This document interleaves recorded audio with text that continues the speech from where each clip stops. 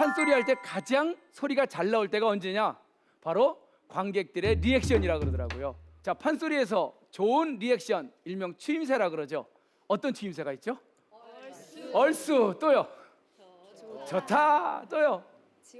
지화자. 예, 그런 것도 있고. 그럼 제가 제일 좋아하는 여러분들의 이 추임새는 뭘까요? 눈만 저한테 맞춰주시면 저한테는 굉장히 큰 힘이 될 것 같아요. 자, 오늘 주제를 말씀드리겠습니다. 오늘 여러분들한테 들려줄 강연 주제는 논어책 아시죠? 논어 다 읽어보셨죠? 뭐 별로 이렇게 대답이 많지는 않으시네요. 2500년간 아시아인들한테 가장 많이 읽힌 책 베스트셀러 넘버 1 하면 논어입니다.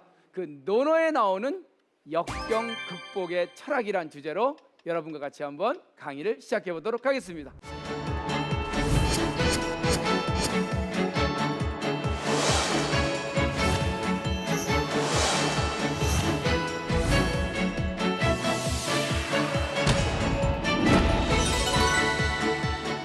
과거 공부하려면 항상 읽었던 책이 논어책입니다. 그래서 논어책 처음부터 끝까지 다 읽고 줄줄 외워야 비로소 관료가 되거나 또 어디 가서 나 논어 좀 읽었다라는 소리를 할 수 있는데, 사실 이 논어책을 읽기가 쉽지 않아요. 왜냐하면 글자 수도 많지만 내용이 왔다 갔다 해요. 그래서 제가 오늘 주제를 하나 딱 잡은 게 뭐냐면, 논어에서 나오는 가장 아름다운 인간의 문양이 어떤 문양인가, 이게 오늘 제 논어책의 가장 중요한 강의의 방향입니다. 그런데 원래 인문의 원래 뜻은 뭐냐? 제가 지금 사람인자 그럴 문자라고 안 썼죠? 예. 사람인자 문양 문자입니다. 그러니까 간단히 얘기하면 책을 많이 읽거나 뭐 글지식이 많다 그래서 인문학 공부한 게 아니라 사람의 살아가는 문양이 참 아름다운 분이 진짜 인문학자예요. 논어에 나오는 얘기입니다. 정말 아름다운 인간의 문양이란 뭐냐? 집에 들어가서 부모에게 효도하고 밖에 나와선 윗사람 공경할 줄 알고 또 주변 친구들하고는 신뢰와 약속을 지키고 또 힘들고 어려운 자들에게는 그 아픔을 공감할 수 있는 자라면 참으로 아름다운 인간의 문양을 갖고 사는 자이다.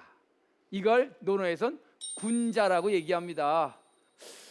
공자의 어린 시절은 참으로 불우했다고 해요.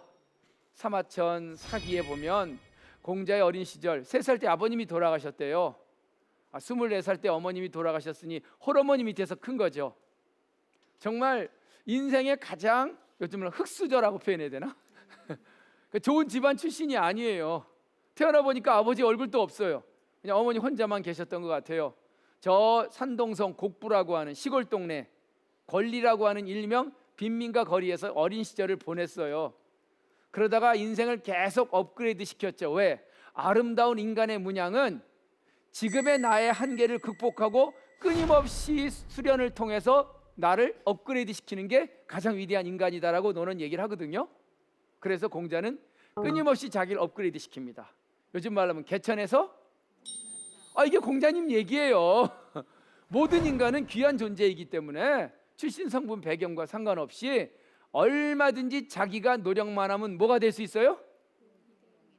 뭐가 될 수 있어요? 용이 될 수 있다는 겁니다. 군자가 될 수 있대요. 그래서 공자는 자기 쭉 계속 업그레이드 시켜요. 나중엔 제자들이 모여들고 어마어마한 학파가 만들어집니다. 수없이 많은 제자들, 재벌 출신도 와요. 제자로 부모 자식이 같이 와요. 공부하겠다고. 자로 같은 조폭 출신도 모여들고 여간 온갖 성분의 사람들이 공자에게로 몰려들어요. 왜? 그 사람이 꿈꾸는 가장 아름다운 인간의 문양이 뭔지를 배우고 싶었던 거예요. 그래서 어떤 누구가 그래요. 선생님은 참 이렇게 아는 게 많습니까? 아니 세상을 어떻게 그렇게 모든 걸 통달하십니까? 태어날 때부터 성인의 자질을 갖고 태어나신 모양입니다 라고 그래요. 공자가 그때 그런 얘기를 해요. 저요? 제가 이렇게 많은 것이 많고 통달한 이유는 태어날 때부터 내가 뛰어난 사람이 아니에요. 그러면서 하는 말이 뭐냐? 한번 읽어보세요. 오소야 천야라 고 다능비사라. 잘 따라 하시네요. 뭔 뜻인지 모르겠죠. 나는 소시적에 천하게 살았대요. 미천한 존재였대요. 집안 형편이 별로 안 좋았대요. 개천에서 태어났대요. 그런데 고로 그렇기 때문에 그 개천에서 천하게 자랐던 내 젊은 그 어린 시절이 능력을 키워줬대요. 비사, 수없이 많은 비천한 일에 대해서. 이해돼요? 내가 좋은 부모 밑에 태어나서 좋은 집안에서 자랐으면 이렇게 성장할 수 없었을 거래요. 그런데 너무나 힘들게 어린 시절 정말 미천하게 태어났기 때문에 그 어려움을 겪어가면서 내 인생이 이토록 업그레이드가 될 수 있었다. 이게 논어에 나오는 얘기입니다. 그래서 우리는 논어에서 꿈꾸는 가장 이상적인 인간형이 뭐예요? 비록 바닥이지만 그 바닥을 딛고 일어나면 얼마든지 위대한 존재가 될 수 있다. 이게 논어에서 얘기하는 인문, 가장 아름다운 인간의 모습입니다. 그래서 공자가 나중에 자기 인생을 회고를 해요. 난 어렸을 때 미천하게 자랐어. 참 해보지 못할 일 다 해보고 살았지. 15살쯤 됐으면 중학교쯤 됐나요? 지학, 내가 배우겠다는 것에 꿈을 뒀어. 뜻짓자, 그래 배워야 산다. 그리고 한 15년이 지났지만 립, 그 배움의 전문가가 되었다는 거예요. 그리고 또 한 10년이 지나니까 불혹, 안 입을 자, 혹될 혹자, 어떤 일이 벌어져도 흔들리지 않는 강한 정신적 태도를 갖게 되었어. 50쯤 되니까 그래 내가 왜 태어났는지, 하늘이 나를 왜 존재하게 했는지 그 천명을 이해하게 되었지. 그리고 60세쯤 되니까 귀가 순해졌대요. 이순이라 그러죠. 왜? 환갑을. 어떤 얘기를 들어든 그냥 순이 들어가서 순이 나왔대요. 순리를 깨달은 거죠. 그리고 70이 되니까 종심소욕 불유구라, 쫓을 쫓자 마음 심자, 내 마음을 쫓아 살아도 어떻게 살아도 법도에 어긋나지 않는 그런 내가 되었다라고 하는 얘기가 나와요. 여러분들 뭐 40에 불혹이라는 얘기 못 들어보셨어요? 50에 지천명, 60에 이순 많이 들어봤죠? 그럼 70은 종심이고 80은 뭐예요? 80은 없습니다. 73세에 돌아가셨어요. 그러니까 이것만 봐도 공자가 나는 어렸을 때 힘들었어, 천하게 자랐어, 그러나 그것이 경쟁력이 되었고 그래서 내 인생 15살 때부터 난 끊임없이 나란 존재를 확장시켜서 지금의 내가 된 거야 라고 얘기해요. 전 좋은 집안에 태어나서 정말 요즘 젊은 사람들 꿈이 그거더만. 네 인생의 꿈이 뭐냐? 세 글자인데 건물주. 글쎄요, 건물주가 되는 게 행복하긴 하겠네요. 매월 월세 들어오고 그게 행복할까요? 너는 행복하지 않대요. 오히려 힘들지만 그 힘든 그 삶 속에서 자기 자신의 능력을 개발해내고 거기서 한 단계 더 뛰어 올라가는 것이야말로 가장 위대한 인간의 문양이다. 이게 논어에서 얘기하는 인문학입니다. 개천에서 용나는 게 위대하지. 그래서 옛날부터 우리 동양에서는요, 가장 아름다운 인간은 부모님 재산 물려받고 건물 물려받은 사람이 아니라 저 바닥에서 스스로 노력해서 한 일가를 이룬 사람, 그 사람이 진정한 가장 위대한 인간이라고 했어요. 그래서 왜 우리 동양에서 얘기하는 논어의 관점에서 보면 가장 아름다운 성공한 인간형, 네 글자로 뭐라 그러죠? 크게 읽어보세요. 자수성가. 스스로 자자, 손수자. 남의 손 안 빌리고 부모한테 도움 안 받고 내 손으로 내 힘으로 이룰 성자, 집가자, 내 일가를 이룬 사람이야말로 가장 위대한 인간의 문양을 가진 사람이다 라고 논어책은 끊임없이 강조하고 있습니다. 전 그래서 어렸을 때부터 전 충청도 꼴짜기에서 글을 배웠거든요. 태어나니까 우리 할아버님이 우리 동네 글방 훈장 선생님이셨어요. 어려서부터 무릎 꿇고 자왈 기위냐 효제요 범상자선. 제가 이 논어책만 읽으면 남들이 그래요. 글만 들으면 70대 모드래. 어려서부터 이렇게 읽었는데 제 가슴에 가장 와닿는 글귀가 바로 이 글귀였어요. 동몽선습의 첫 구절인데 같이 한번 읽어보실래요? 내가 한번 할 테니까 따라 읽어보세요. 우리 시청자 여러분들도. 천지지간, 만물지중, 유인최기. 글자만 봐도 들어오죠? 하늘과 땅 사이 이 공간 가운데, 만물지중, 모든 존재하는 만물의 무리 가운데 유인, 오직 인간이 가장 귀한 존재니라.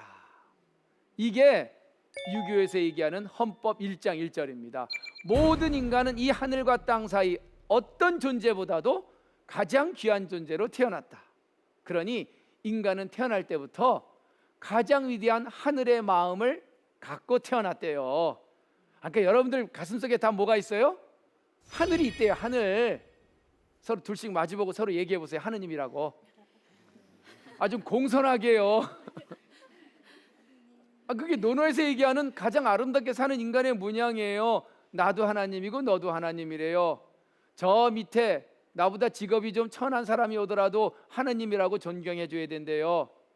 세상의 모든 존재는 성별, 직업의 귀천 상관없이, 출신과 상관없이 다 하나님으로 태어났대요. 왜? 인간이란 존재 자체가 천지지간에 가장 위대한 존재라는데요.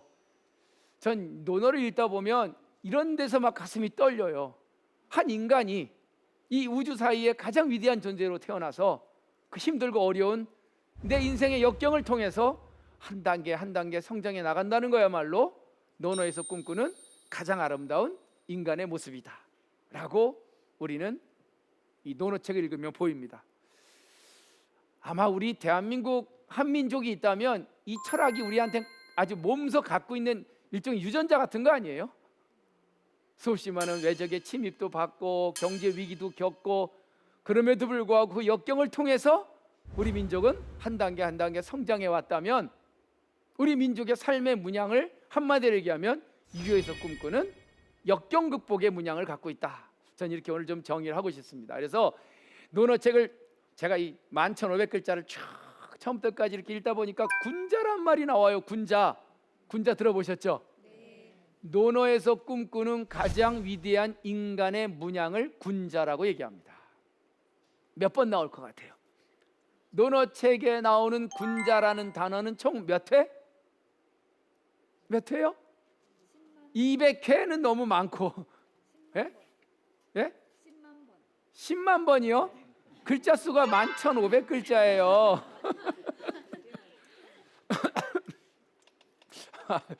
어쨌든 논어책에 군자란 단어가 쭉 세어보니까 제가 세어봤거든요. 107번 나와요. 군자는 뭐 그 중에 한두 가지는 우리가 항상 들어봤을 거예요. 군자는 하면 떠오르는 거 없어요? 군자는 군자는 대로행이다. 예, 그런 말은 없습니다. 비슷한 말은 있어요. 군자로 살아가는 사람은 아무리 힘들어도 샛길로는 안 다닌대요. 꼼수는 안 쓴대요. 당장 손해를 보더라도 그 손해를 감수한대요. 왜? 그게 군자가 살아가는 삶의 문양이니까. 전 그래서 오늘 이 논어책을 여러분과 같이 읽으면서 그 수없이 많은 얘기 다 할 수 없으니까 군자라는 인간이 어떻게 삶을 살아가는지 그것만 좀 뽑아서 오늘 압축 정리해서 논어책 보니까 이렇게 살아가는 게 가장 위대한 군자의 삶의 문양이래 라는 요점 정리를 좀 해드리고 싶은데 어떻게 한번 해보시겠습니까? 네. 주임새 좋습니다. 제가 오늘 첫 번째로 꼽은 건 같이 읽어보시죠. 궁즉통. 어서 많이 들어봤죠? 뭔 뜻이에요? 궁즉통. 궁하면 통한다. 궁하면 통합니까? 어떤 사람 궁하면 다 무너지던데. 궁즉붕 뭐 이런 말은 없어요? 멘붕 돼 보신 적 없어요? 몸붕 돼 보신 적 없어요? 갑자기 어느 날 나한테 궁한 역경이 팍 다가왔어요. 대부분 후톡하고 주저앉습니다. 정신적으로 힘들면 저녁에 잠이 안 와요. 육체적으로 힘들고 갑자기 병원에서 당신은 무슨 병에 걸렸습니다 하면은 세상에 아무것도 안 보여요. 카드값 못 갚아서 부도난 적 없어요? 대부분 다 무너진데도요. 인생이란 게 뭐예요? 끊임없이 파도가 몰려와요. 정신적이든 육체적이든 경제적이든. 근데 군자란 사람은요, 그 궁한 역경이 다가와도 안 밀린대요. 아프죠? 안 아파 보신 분 있으면 손 들어보세요 좀. 세상의 모든 존재는 그냥 존재하는 것 자체가 아파요. 인정해야 돼요. 그러면 아프다고 울어버리죠. 아프다고 주저앉으면 군자 아니래요. 그래요, 아프다. 아픈 거하고 슬픈 거하고는 다른 겁니다. 네. 이해하시는 분이 있네. 다리가 다쳤어요. 아프죠? 네. 내가 사랑하는 사람을 잃었어요. 가슴이 아프죠? 네. 그 아픈 걸로 끝나야지 슬퍼지면 상처가 돼요. 굉장히 중요해요. 그래서 주역에 보면 그런 말이 나와요. 역경이라는 것이 한 인간을 힘들게 하지만 아까 공자가 그랬죠. 내 어린 시절은 천하게 자랐다. 그러나 그 천한 그 어린 시절이야말로 내가 세상을 알게 되는 굉장히 중요한 경쟁력이었다. 이 얘기예요. 역경은 한 인간을 힘들기도 하지만 사람은 그 역경을 통해 한 단계 대통, 형통 업그레이드 되고 성장하고 단계가 올라갈 수 있대요. 이게 바로 궁즉통의 군자의 문양입니다. 이거 아파봐야 이 느낌 아시는데, 뭐 옛날 노래 가사에도 있었어요. 아픈 만큼 성숙해진다. 그 노래 아세요? 토인비라고 하는 역사학자도 그래요. 도전이라는 그 아픔을 많이 받은 민족이 응전력이 높대요. 그냥 온실에서 좋은 온도에서 햇볕 잘 안 받고 그냥 그 핀 백합, 글쎄요, 그거보다 저 들판에서 비바람 풍상 다 맞은 꽃이 훨씬 더 아름다울 수 있대요. 이게 바로 논어에서 얘기하는 군자의 굉장히 중요한 삶의 문양입니다. 그래서 맹자가 공자보다 왜 그 180년 뒤에 태어나서 나보다 먼저 살다가 이 공자님 나는 당신을 쫓겠습니다 하고는 맹자는 공자의 추종자가 됩니다. 그러면서 맹자가 그 얘기를 해요. 역경이론, 제가 제일 좋아하는 구절인데, 한 인간이 정말 크게 쓰이게 되려면, 다시요, 한 인간이 정말 크게 쓰이게 되려면 반드시 하늘은 역경을 주어 그를 더욱더 단련시킨다는 말이 있어요. 이게 맹자의 역경이론입니다. 맹자는 그래요. 하늘이 장차 그 사람에게 대임을 맡기기 전에 반드시 궁한 역경을 주어 그를 더욱더 단련시키나니 4가지를 준대요. 첫 번째, 고기심지, 고통스러울 고자, 그의 마음과 뜻을 고통스럽게 해서 정신적으로 마구마구 힘들게 만든대요. 두 번째가 녹이근골, 수고로울 노자, 그의 근육과 뼈를 수고롭게 해서 육체적으로 힘들게 만든대요. 세 번째가, 참 이거 어렵다, 아기체부, 굶주릴 낳자, 그의 피부와 몸뚱아리를 굶주리게 해서 그냥 경제적으로 바짝 말려놓은대요. 이 정도면 다 죽지 않았어요? 그리고 마지막 강펀치가 있어요. 공핍기신, 그 사람의 신세를 아주 공핍하게 만들어서 정말 정신적, 육체적, 경제적으로 완전히 무너뜨린 것이 온다면 그건 하늘이 나를 죽이려는 게 아니라 뭐래요? 더 크게 쓰려고, 더 아름답게 쓰려고 하늘이 주는 일종의 축복의 시그널이라는 거예요. 난 이 맹자 역경 이러는 보면 막 갑자기 기분이 좋아지던데. 아플 때마다 항상 이 구절이 떠올라요. 내가 더 크려고 이렇게 하늘이 나를 힘들게 하나 보다. 그래서 너가 지금 편안하고 즐겁고 안락하고 건물주가 됐다면 그건 하늘이 널 죽이려는 시그널이래요. 같이 한번 읽어보실래요? 생어우한, 사어알라. 우한이란 게 뭐예요? 근심 우자에 근심 한자. 근심도 많아요. 왜 이렇게 힘들고 왜 이렇게 일이 안 풀리죠? 취직도 잘 안 돼요. 왜 이렇게 하는 일마다 잘 안 돼요? 근데 걱정하지 말래요. 그게 하늘이 너 살리려고, 더 크게 만들려고 강펀치를 계속 때리는 거래요.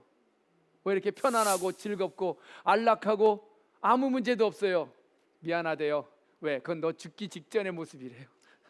어떤 우환이 다가와도 그 우환을 통해 궁즉통, 나는 한 단계 업그레이드 된다.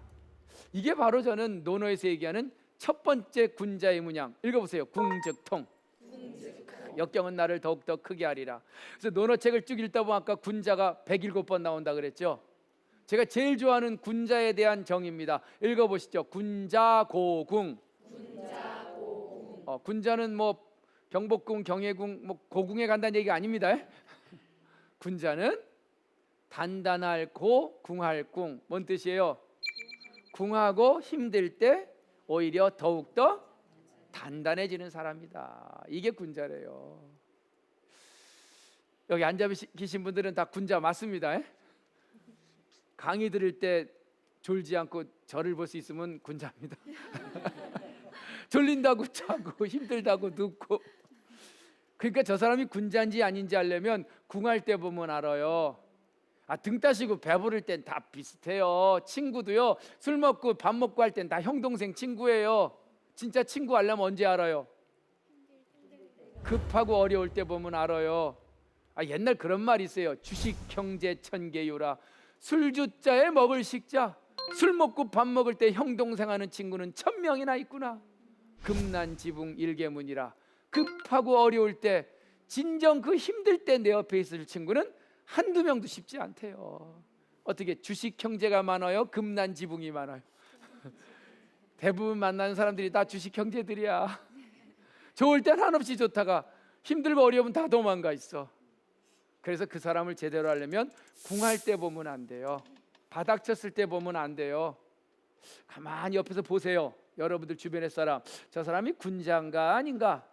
저 정도면 힘들었을 텐데, 야, 저 정도면 일이 저렇게 안 풀리면 나 같으면 못 견뎠을 텐데, 아니 주변 가족 중에 저런 일이 터졌으면 나 같으면 석 달 열흘을 울었을 텐데 어쩜 저렇게 의연하고 단단하고 저렇게 흔들리지 않지? 그런 사람 혹시 떠오르는 사람 있어요? 그런 사람이 군자래요. 책 많이 읽고 박사학위 100개 받고 아무리 뭐 남한테 학벌 좋다고 얘기해도 힘들면 다 무너져요. 대부분 무늬만 군자래요. 무늬만. 추사 김정희 아시죠? 이분 추사 김정희 모르세요? 뭘로 유명하세요? 세한도 추사책. 원래 이분이 그렇게 유명하지 않았을 뿐인데 이분의 인생도 궁할 때 이분의 빛이 난 거예요. 잘 나가던 분이에요. 나이 23살에 급제해서 관직에 나아가서 그 다음에 막 승승장구. 경주 김씨 아닙니까? 그 당시 명문가. 할아버지인가 왜 김한신이라고 영조대왕의 사위고 금수저예요. 금수저. 그러니까 관료로서 계속 승진합니다. 55세에 국방부 차관이 뭐예요? 병조 참판. 그러니까 한 번도 인생에 궁할 궁자, 역병을 그렇게 겪어보지 못한 사람이었어요. 근데 이 사람이 55세 병조 참판, 국방부 차관할 때 인생에 한 방 막죠. 그게 뭡니까? 1840년 유배예요. 유배. 저 제주도 대정이란 곳에 가서 8년 7개월 동안 유배를 당해요. 유배 안 당해 보셨어요? 태어나신 게 유배인가? 유배 끝나면 이제 다시 돌아가실 건가? 생각해 보세요. 8년 7개월 동안 제주도 꼴짜기에서 그 험한 곳에서. 근데 이분이 거기서 궁직통, 군자 고궁. 그래, 군자는 역경을 통해 업그레이드 되는 거야. 거기서 추사체라고 하는 글씨체가 나와요. 그리고는 정말 추사 김정희라고 하는 원오브 댐이죠. 그러니까 원오브 원이죠. 그 전에 원오브 댐이었죠. 한 사람 중에 한 사람인 추사 김정희로 거듭납니다. 이게 바로 추사 김정희라는 사람은 이 군자의 문양을 갖고 있는 거죠. 다산 정약용도 나이 40에 유배를 당했어요. 그 역경을 통해 조선 후기의 최고의 실학자가 된 거예요. 군자란 사람은요, 힘들 때 단단해진대요. 어려울 때 그 어려움을 극복하고 한 단계 업그레이드 된답니다. 이게 제가 오늘 논어에서 얘기하는 군자의 문양 첫 번째 뭐예요? 내 비록 소시적에 천하고 힘들게 컸지만 그 역경을 통해 지금의 내가 있게 되었다라고 하는 이 논어의 구절을 보면서 역경은 한 인간을 더욱더 성장시킨다. 이게 군자의 첫 번째 문양입니다.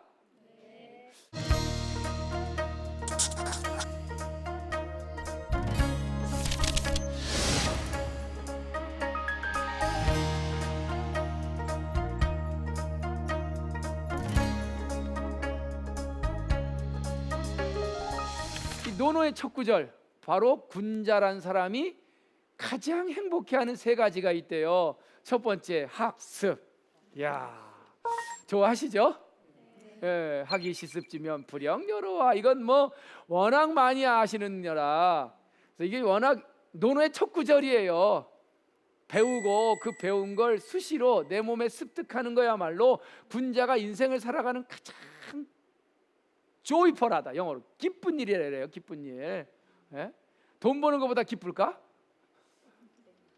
대답이 없으세요? 승진하는 것보다 기쁠까요? 돈 버는 게 기뻐요?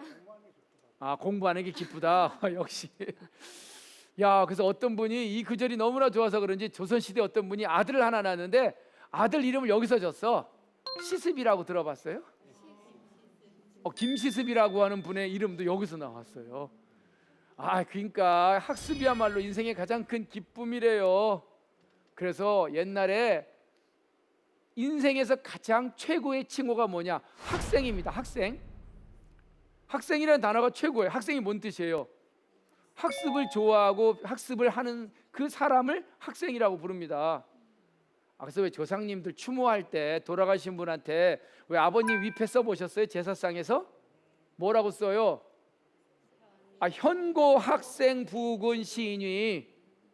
그게 뭔 뜻이에요? 현 나타나세요. 고 돌아가신 우리 아버님. 학생 뭐예요? 배움을 가장 좋아하셨고 배움을 가장 기쁘게 여기셨던 집부자 임금군자, 우리 집의 어르신, 그게 학생 부군입니다. 아닌가? 현고 주당 부군시니? 술을 너무나 좋아하셨던 우리 집의 어르신? 현고 주식 투자 고수 부군시니? 물론 돈 버는 것도 행복하고 높은 자리에 올라서 결제 도장 찍는 것도 행복하지만 군자로 살아간다는 건 배우는 거래요. 그 배움의 기쁨이 어마어마하대요. 여러분들 책을 한번 읽거나 이런 강연을 듣고 자기가 꿈꿨던 생각했던 것과 탁 맞았을 때 느끼는 그 짜릿한 기쁨 아시죠? 그건 뭐라고 얘기도 못하겠죠.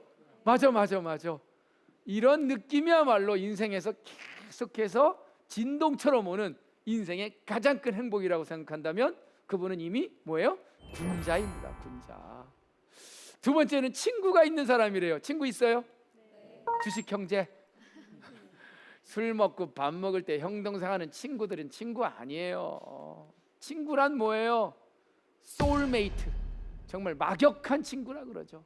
내가 어떤 일을 해도 어떤 어려운 경우를 당해도 나를 거부하지 않고 함께 해줄 그런 친구.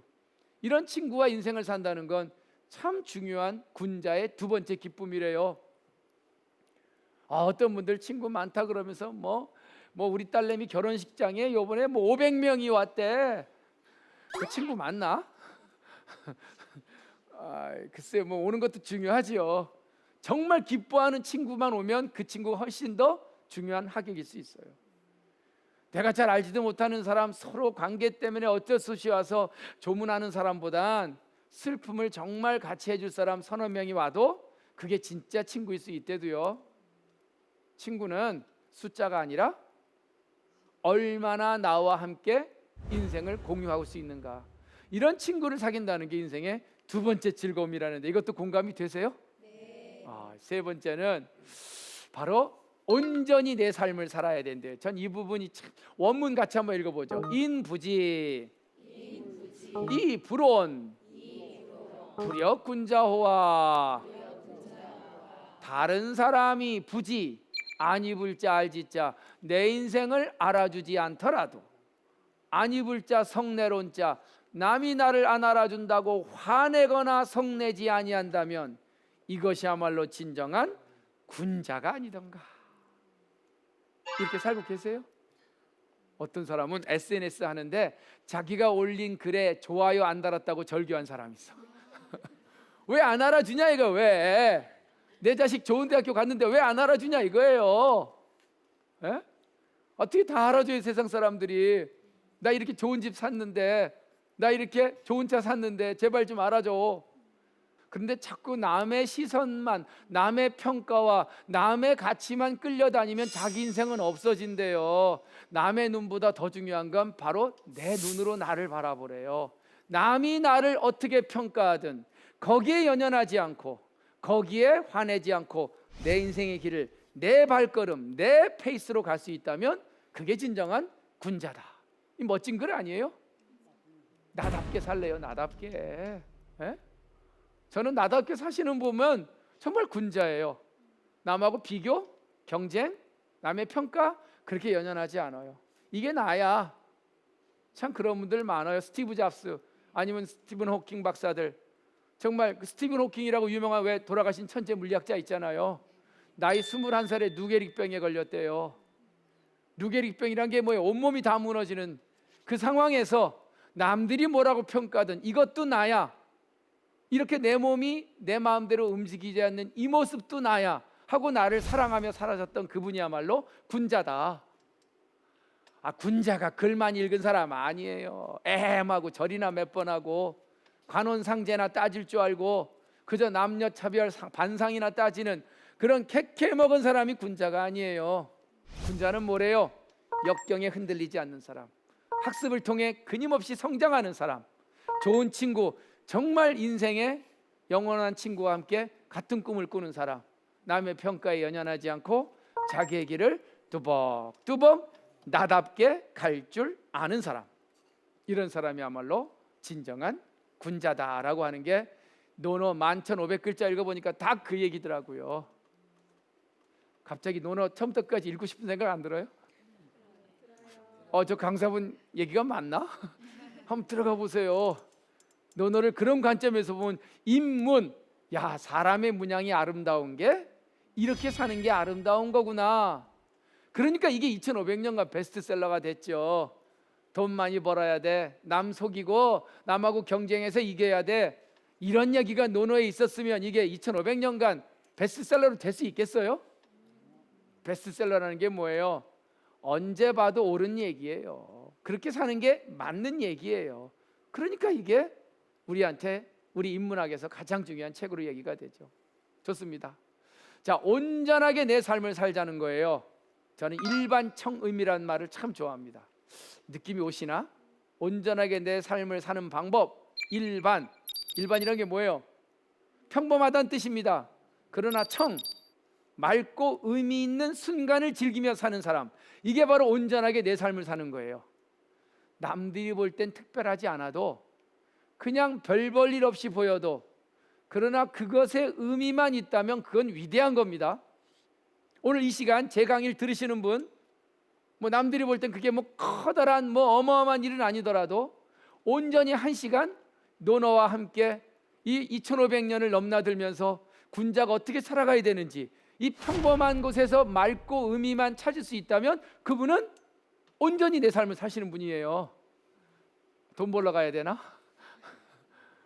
하루를 살더라도, 한순간을 살더라도 나답게 살자는 게 바로 일반청의미의 가장 중요한, 왜 요즘 말하면 작지만 큰 행복? 네. 소확행이란 단어, 어쨌든 그게 바로 이런 부분이에요. 남의 평가나 남의 가치에 연연하지 말고 나답게 평범하지만 의미 있게 살자, 그런 얘기가 굉장히 중요합니다. 그래서 제가 논어를 쭉 읽어보니까 제가 제일 좋아하는 하이라이트 장면이 있어요. 그게 바로 공자의 제자였던 증점이라는 사람 아세요? 증점? 어쨌든 공자의 제자인 증점이 자기 인생의 가장 행복한 꿈을 이야기하는 게 나와요. 근데 이 구절이 별 볼 일 없어 보여요. 왜냐하면 너무나 일반적인 얘기라. 그래서 근데 공자는 이 얘기를 듣고 너무 행복해해요. 그래, 그거야말로 온전히 네 삶을 사는 거야. 어느 저물어 가는 따뜻한 봄날, 예쁜 봄옷 갈아입고 좋아하는 친구들 몇 명과 어린아이들 손잡고 저 기수강가에 가서 목욕하고 물장구 치며 무우대의 정자에 올라 따뜻한 봄바람 쐬고 뉘엿뉘엿 해저물 저녁 무렵 노랫가락 읊조리며 집으로 돌아가는 행복한 꿈을 꿉니다. 이 구절 어떻게 느낌이 좀 오세요? 이거 오시면 이미 군자인데, 이거 거창한 얘기 아니에요. 그냥 어느 늦봄에 좋은 친구들과 같이 강가에 가서 목욕하고 바람 쐬고 돌아오는 게 인생의 가장 위대한 꿈이래요. 너무 시시하지 않아요? 너무 일반적이지 않아요? 근데 우리는 그걸 놓치고 살고 있다는 거예요. 요즘 그런 말 유명하더만, 무엇이 중요한디? 출세도 중요하고 돈 버는 것도 중요하고 아파트 평수 누리는 것도 중요하지만, 그러나 내 인생은 거기에 하나도 없는 것 같아요. 그냥 내가 정말 좋아하는 친구들과 가족들과 모여서 같이 된장찌개 끓여 먹고 좋은 음악 듣고 차 한 잔 마시고 또 논어 한 구절 읽으면서 서로 이야기하고, 이런 일반적이지만 평범하지만 그러나 그것에 의미를 지니고 살 수 있다면 논어에서는 그런 사람을 진정한 군자다라고 얘기합니다. 인생을 많이 사신 분들이 그 얘기하더라고요. 살아보니까 별것 없더래요. 별것 있나? 에? 거기만 가면 내 인생이 행복할 줄 알았는데 30평대 이사 가니까 6개월 지나니까 50평대가 꿈꾸게 되죠. 예? 핸드폰 사면 신형이니까 정말 행복할 줄 알았는데 한 1개월 지나니까 또 새로운 게 나왔어.